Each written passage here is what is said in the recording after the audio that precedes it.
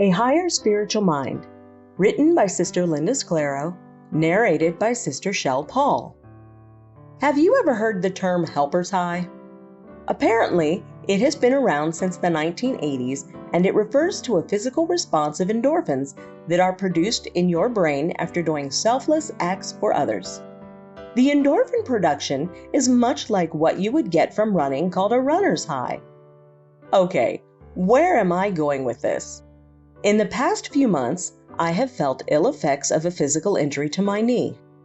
One day, a sister, who is a widow and lives alone, needed help getting to a doctor's appointment. She also has had some physical limitations with walking, but much worse than what I experienced.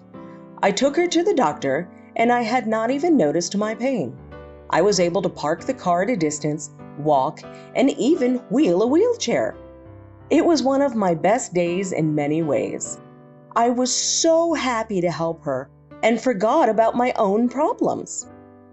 An elderly sister in my branch frequently testifies of the tragedies she had in her family and how she decided to take the focus off herself and do good for others.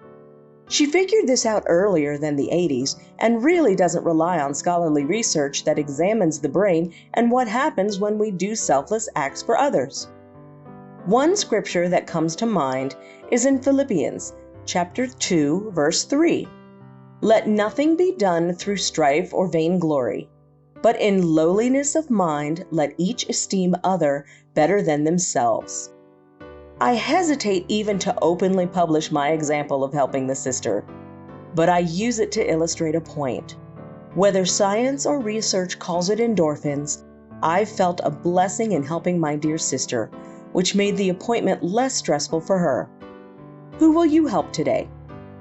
God will reward you with blessings and energize you without you having to run laps, but rather run the race while doing selfless acts for others.